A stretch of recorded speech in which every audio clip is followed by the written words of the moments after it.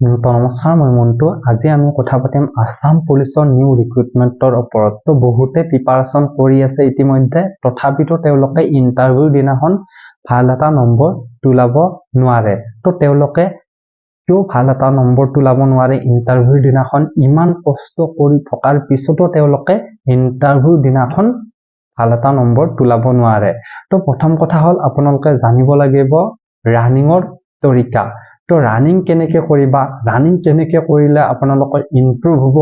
তো আপোনালোকে continue running কৰি থকাৰ পিছত আপোনালোকৰ ইমপ্ৰুভ হৈছে নে হোৱা নাই আপোনালোকে কেনেকে গম পাবা। তো ইমান কষ্ট কৰি থকাৰ পিছত যদি আপোনালোকে ইণ্টাৰভিউ দিনাখন ভাল এটা নম্বৰ তোলাব নোৱাৰ, তেতিয়াহ'লে আপোনালোকৰ কষ্টৰ ফলটো কি হ'ব? তো আজি আমি কথা পাতিম এইটো বিষয়ৰ ওপৰতে, বিশেষ কৰি আপোনালোকে যাতে ভাল এটা নম্বৰ তোলাব পাৰা আৰু আপোনালোকে যাতে ইণ্টাৰভিউ দিনাখন জুইৰ দৰে থাকি নিজৰ সপোনবোৰ পূৰণ কৰিব পাৰ, তাৰ বিষয়ৰ ওপৰত আজি আমি এইটো ভিডিঅ' লৈ আহিছো। আপোনালোকে যাতে ৰানিংটো ইমপ্ৰুভ কৰক আৰু এই তৰিকাখিনি আপোনালোকে ভালদৰে বুজি লওক। তো প্ৰথম কথা হ'ল আপোনালোকে ৰানিঙৰ তৰিকাখিনি ভালদৰে বুজি ল'ব লাগিব। তো ঠিক আছে, তো ৰানিঙৰ তৰিকাখিনি যেতিয়া আপোনালোকে ভালদৰে বুজি ল'ব পাৰিবা, তেতিয়া আপোনালোকে যিকোনো কম্পিটিশ্যনত আপোনালোকে ফাৰ্ষ্ট বা ছেকেণ্ড পজিশ্যন আহিবই পাৰিবা। তো ঠিক আছে, প্ৰথম কথা হ'ল আপোনালোকে ৰানিঙৰ তৰিকাখিনি বুজিবলৈ চেষ্টা কৰক। আপোনালোকে অকণমান ধৈৰ্য সহকাৰে আমাৰ এইটো ভিডিঅ' চোৱা আৰু ৰানিঙৰ তৰিকাখিনি বুজিবলৈ চেষ্টা কৰা। তো সকলোতকৈ গুৰুত্বপূৰ্ণ কথা এইটোৱে হ'ল আপোনালোকে কেনেকৈ ষ্টেমিনা বচাই ৰানিং কৰিবা আৰু ষ্টেমিনা বচাই আপোনালোকে কেনেকে ৰানিংটো ইমপ্ৰুভ কৰিবা আৰু আপোনালোকে ষ্টেমিনা বচাই আপোনালোকে ৰানিং কৰা তৰিকাখিনি বুজিব লাগিব প্ৰথমতে। তো আমি এইখিনি বিষয়ৰ ওপৰতে আলোচনা কৰিম। তো কেনেকে আপোনালোকে ষ্টেমিনা বচাই ৰানিং কৰিব পাৰিবা আৰু আপোনালোকে যদি আপোনালোকে ৰানিং কৰা ভূমিকাখিনি ভালদৰে বুজিব পাৰ, তেতিয়াহ'লে আপোনালোকক কোনেও ৰখাব নোৱাৰিব। আপোনালোকে যিকোনো কম্পিটিশ্যনত ফাৰ্ষ্ট বা ছেকেণ্ড পজিশ্যন আহিবই পাৰিবা। তো আহক আমি বেছি সময় পলম নকৰি মেইন বিষয়ৰ মাজলৈ আহিছো। তো চোৱা, ৰানিং কৰাৰ প্ৰথমতে আপোনালোকৰ প্ৰথম ভূমিকাটো হ'ল ৱাৰ্ম আপ আৰু ষ্ট্ৰেচিং। তো এইটো আপোনালোকে কৰিবই লাগিব ৰানিং কৰাৰ আগত। তো ৰানিং কৰাৰ প্ৰথম ভূমিকাটো হ'ল প্ৰথমতে আপোনালোকে ৱাৰ্ম আপ আৰু ষ্ট্ৰেচিং। তো ৱাৰ্ম আপ আৰু ষ্ট্ৰেচিং আপোনালোকে কৰিবই লাগিব। তো চোৱা, যেতিয়া আমি ৰানিং কৰিম, তো ৰানিং কৰাৰ আগত আমাৰ বডিসমূহ ৰিলেক্স হৈ থাকে। তো বুজি পালে, আমাৰ যেতিয়া বডিসমূহ ৰিলেক্স হৈ থাকে, মাছালসমূহ ৰিলেক্স হৈ থাকে, যদি আমি ডাইৰেক্ট ৰানিং কৰা ষ্টাৰ্ট কৰি দিওঁ, তেতিয়াহ'লে আমাৰ মাছলসমূহ টাইট হৈ যায়। তো টাইট হোৱাৰ ফলত আমি ভালদৰে দৌৰিব নোৱাৰো, আমাৰ ভাগৰসমূহ বেছিকৈ লাগে। তো ৰানিং কৰাৰ আগত আমাৰ প্ৰথম ভূমিকাটো কি থাকিব? তো প্ৰথম ভূমিকাটো আমাৰ থাকিলে ৱাৰ্ম আপ আৰু ষ্ট্ৰেচিং। তো এই দুটা কৰাৰ ফলত আমাৰ কি হয়? আমাৰ মাছলসমূহ টানি নধৰে, খোল খাই যাব, বডিটো আমাৰ ৰিলেক্সৰ পৰা আমাৰ বডিটো গৰম হ'ব ধৰিব। তো যেতিয়া আমাৰ বডিসমূহ গৰম হোৱা ষ্টাৰ্ট কৰে, তেতিয়া আমাৰ ৰানিংটো ইমপ্ৰুভ কৰাত সহায় কৰে। তো বুজি পালে আপোনালোকে। তো ৰানিং কৰাৰ আগত আমাৰ প্ৰথম ভূমিকা এই দুটাই থাকিব।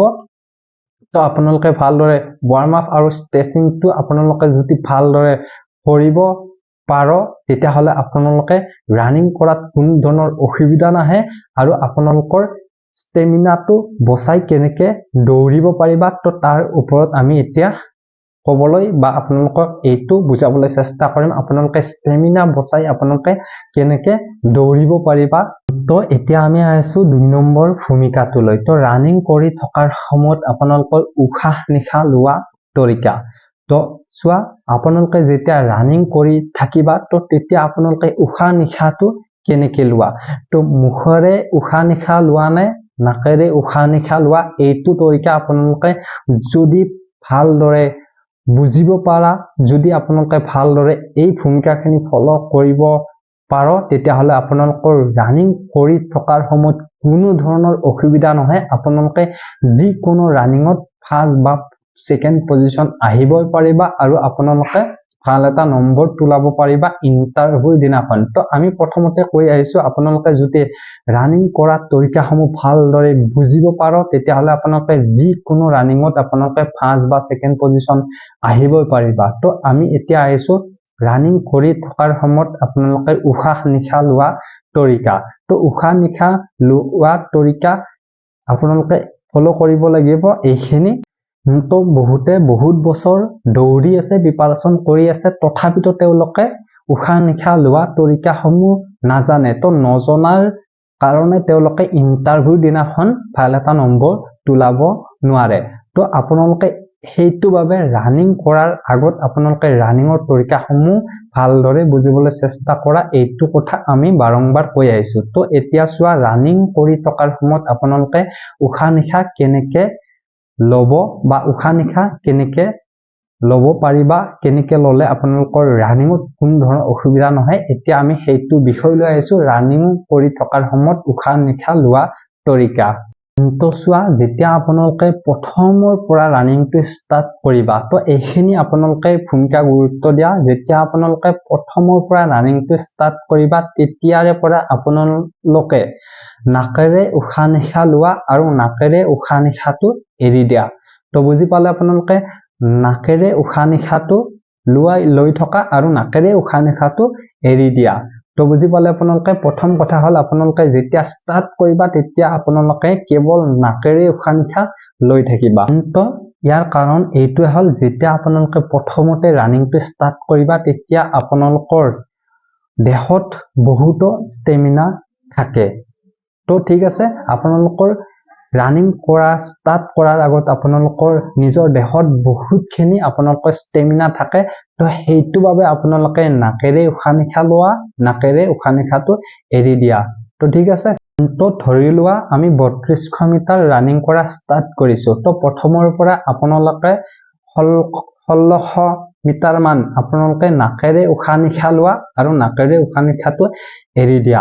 আৰু যেতিয়া আপোনালোকৰ অনুভৱ হ'ব আৰু আমাৰ বডিটো গৰম হৈ আহিছে, আপোনালোকৰ ভাগৰসমূহ বেছিকৈ লগা দেখা গৈছে, তো তেতিয়া আপোনালোকে লাহে লাহে নাকেৰে উশাহ লৈ মুখেৰে এৰি দিয়া। তো বুজি পালে আপোনালোকে, নাকেৰে উশাহটো টানি লৈ আপোনালোকে মুখেৰে এৰি দিয়া। তো এনেকে কৰাৰ ফলত আপোনালোকৰ বডিটো অলপ ৰিলেক্স পোৱা যেন অনুভৱ হ'ব। তো ঠিক আছে, কিন্তু আপোনালোকে প্ৰথমতে যেতিয়া ৰানিংটো ষ্টাৰ্ট কৰিবা তো তেতিয়া আপোনালোকে প্ৰথম ষ্টাৰ্টিঙত আপোনালোকে নাকেৰে উশাহ নিশাহটো লোৱা আৰু নাকেৰে এৰি দিয়া। তাৰে কিছু কিলোমিটাৰ যোৱাৰ পিছত আপোনালোকে নাকেৰে উশাহ নিশাহটো লৈ মুখেৰে এৰি দিয়া। তো ঠিক আছে, নাকেৰে উশাহ টানি লৈ মুখেৰে এৰি দিয়া। বুজি পালে আপোনালোকে? তো এনেকে দৌৰি দৌৰি থকাৰ সময়ত আৰু লাষ্ট যেতিয়া আপোনালোকৰ 400 মিটাৰ মান আছে, তো তেতিয়া আপোনালোকে কি কৰিবা, মুখেৰে উশাহটো লৈ নাকেৰে এৰি দিয়া। তো বুজি পালে আপোনালোকে, মুখেৰে উশাহটো লৈ নাকেৰে এৰি দিয়া। তো প্ৰথমতে আমি কি ক'লো, প্ৰথমতে যেতিয়া আপোনালোকে ৰানিংটো ষ্টাৰ্ট কৰিবা তেতিয়া আপোনালোকে নাকেৰে উশাহ নিশাহ লৈ নাকেৰে উশাহ নিশাহটো এৰি দিয়া। তাৰে কিছু কিলোমিটাৰ যোৱাৰ পিছত আপোনালোকে নাকেৰে লৈ মুখেৰে এৰি দিয়া। তো বুজি পালে? আৰু যেতিয়া আপোনালোকৰ লাষ্ট 400 মিটাৰ মান আছে তেতিয়া আপোনালোকে কি কৰিবা, তেতিয়া আপোনালোকে কৰিবা মুখেৰে উশাহ লৈ নাকেৰে এৰি দিয়া। তো কাৰণ মুখেৰে উশাহটো লৈ নাকেৰে এৰি দিব এইটো কাৰণে কৈছো, লাষ্ট সময়ত আপোনালোকৰ ষ্টেমিনাটো নথকা হৈ যায়। তো আপোনালোকৰ বুলি নহয়, সকলোৰে লাষ্ট সময়ত ষ্টেমিনাসমূহ নাইকিয়া হৈ যায়। তো তাৰ ফলত আপোনালোকে যদি মুখেৰে উশাহ লৈ নাকেৰে এৰি দিয়া তেতিয়াহ'লে আপোনালোকে দেহত এক্সট্ৰা এনাৰ্জি পোৱা যেন অনুভৱ হয়। তাৰ পিছত আপোনালোকে লাষ্ট সময়ত ষ্টেপসমূহ দীঘল দীঘল কৰি দিব পাৰিবা আৰু আপোনালোকৰ ষ্টেমিনাটো আপোনালোকৰ থাকিবই আৰু আপোনালোকে ৰানিংসমূহ ক্লিয়াৰ কৰিব পাৰিবা। আপোনালোকৰ কোনো ধৰণৰ অসুবিধা নহয়, ৰানিংটো ইম্প্ৰুভহে হ'ব। তো চোৱা, 3 নম্বৰ ভূমিকাত আমাৰ কি থাকিব, ৰানিং কৰি থকাৰ সময়ত আপোনালোকৰ বডি লেংগুৱেজ কেনেকুৱা হ'ব লাগিব। তো এইটো বহুত গুৰুত্বপূৰ্ণ ভূমিকা হয়। 3 নম্বৰটো, ৰানিং কৰি থকাৰ সময়ত আপোনালোকৰ যদি বডি লেংগুৱেজ ঠিক নাথাকে তেতিয়াহ'লেও আপোনালোকে ৰানিং কৰিব নোৱাৰিবা, আপোনালোকৰ সোনকালে ভাগৰ লাগিব। তো এতিয়া আমি 3 নম্বৰ ভূমিকাটোলৈ আগবাঢ়িছো। তো 3 নম্বৰ ভূমিকাটো হ'ল আমি আলোচনা কৰিম বডি লেংগুৱেজৰ ওপৰত। তো চোৱা আপোনালোকে ৰানিং কৰি থকাৰ সময়ত আপোনালোকৰ বডি লেংগুৱেজটো এনেকুৱা ধৰণৰ হ'ব লাগিব 15-30 ডিগ্ৰী তক আগৰ ফালে ঝুঁকি থাকিব লাগিব তো 15-30 ডিগ্ৰী তক আগৰ পিনে ঝুঁকি থাকিব লাগিব কিন্তু আপোনালোকৰ ঘাৰ দুখন তো চিৰৰ পিনেও আপোনালোকে ধ্যান দিব লাগিব 15-30 ডিগ্ৰী তক ঝুঁকি থাকিব লাগিব আৰু ওপৰৰ পিনে আপোনালোকৰ চিৰ পনপটীয়াকৈ সিধা হৈ থাকিব লাগিব তো তেতিয়া আমাৰ ৰানিংটো ইমপ্ৰুভ কৰাত সহায় হ'ব আমাৰ কোনো ধৰণৰ অসুবিধা নহয় আমি ষ্টেমিনাও বচাই দৌৰি থাকিব পাৰিম তো কোনো ধৰণৰ অসুবিধা নহয় তো আপোনালোকে ৰানিংটো ইমপ্ৰুভ কৰিবলৈ হলে আপোনালোকে কন্টিনিউ ৰাতিপুৱা হলে আপোনালোকে স্কুৱাচ কৰিব লাগিব তো স্কুৱাচ কি হ'ব তো এইটো হল আপোনালোকে বডিটো পনপটীয়াকৈ সিধা থাকিব অলপ বহিবা অলপ উঠিবা তো এনেকুৱা ধৰণৰ আপোনালোকে